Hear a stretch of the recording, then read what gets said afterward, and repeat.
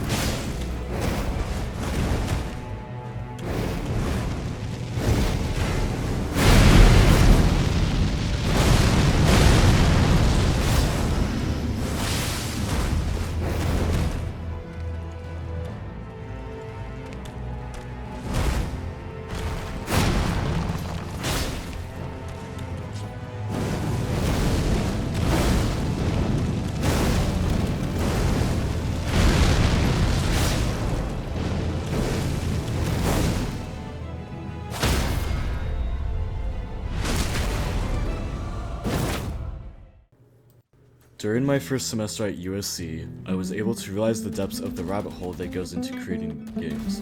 However, it wasn't until the last few weeks of the semester where I found my calling, my true purpose. The very lesson that called to me the most was something that has been part of me since the very beginning: the power of fantasy. Its ability to make the players think beyond the limits of our real world, feel emotions on a much more dramatic level, attach themselves to characters that sometimes shouldn't ever be real, and teaching us lessons in the context of this fantasy world that may very well be applied to our real world. When reading Animal Farm, I had a very familiar feeling with one of the themes in the book, in its definition of humanity, its questioning of what it means to be human. I realized that the same topic was tackled in Lies of P, questioning what it is that separates puppets from humans. Pigs, puppets, humans. The difference between them in these fantasies was nothing. Answer, the truth is clear. Proof is evident. Only humans practice deception so intensely for reasons that are so unnecessary. Realizing this connection between these two fantasies, but more so understanding how the significance of the topic hit so hard because of their power as fantasies, inspired me and reminded me why I ever began writing in the first place. And since that very day, I felt completely free. When looking back at my conceptual map, the journey of my life that has led me down the path as a game designer, I realized that my journey was filled to the brim with fantasies. Pokemon, Zelda, Naruto, Elden Ring, League of Legends. All of them appeal to me as fantasy works, and seeing them physically displayed has given me a realization of my true purpose here. When looking back at the comments under my assignments, the two that stood out to me the most were the following. Your Part 3 analysis asserts that Scorpion and Sub-Zero's movesets are narrative. Who decided what a moveset means? I would have really appreciated more about your personal development from this. I have a good sense of your tastes and what you like about each of these games, but I still don't feel like I know you. The movesets of a character are the gateway for the players to roleplay. Should it be an established moveset like Scorpion's, the player is invited to immerse themselves and establish a relationship with the character, to learn how to grow with them and display their strengths and weaknesses within the battle.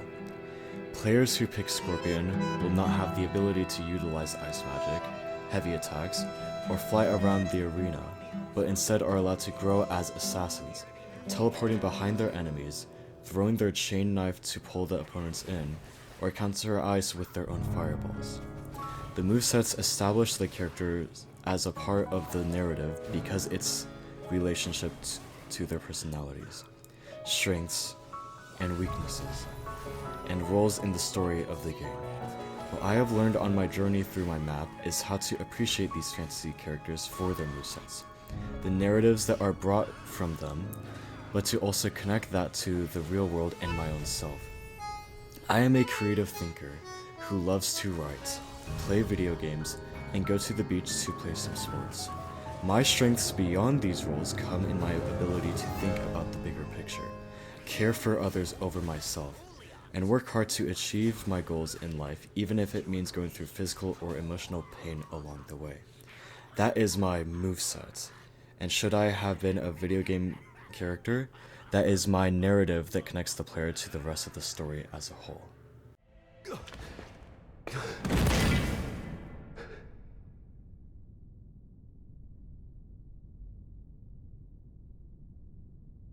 I will not suffer. A lord devoid of light.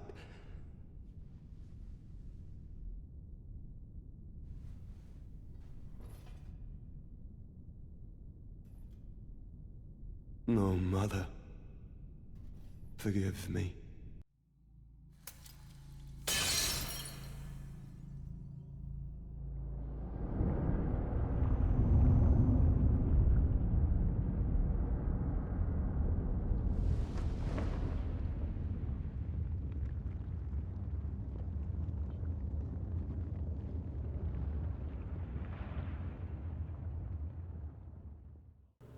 A big reason that these characters' movesets and narratives as a whole matter to me so much is because of my passion for identity. For so long, I couldn't appreciate who I was. I was always looking at who I wanted to be, but I couldn't ever be happy with my own identity. And it hurts. And it had to change. When I fought Mesmer, the Impaler, I saw myself in him, hurting, spiraling in darkness, loathing his very existence, yet still caring for his mother above all else. In Mesmer, I found healing. I found purpose.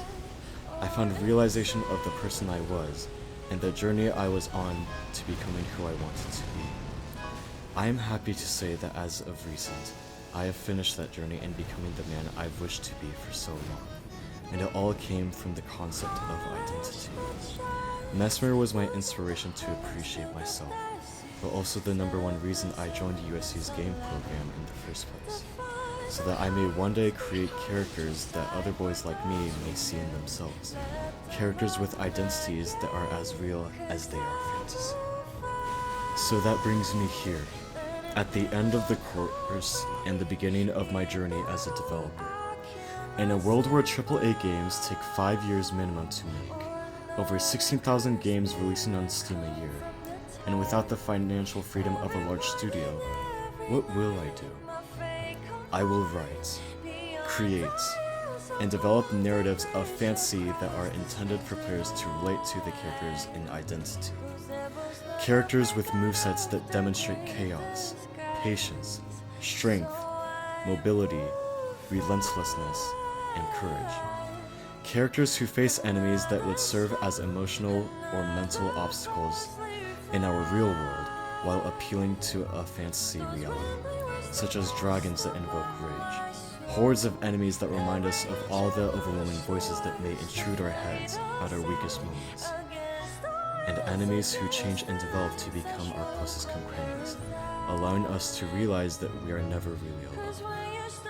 I will make games for the young people like me, people who need someone to see themselves in and love them, learning to love themselves.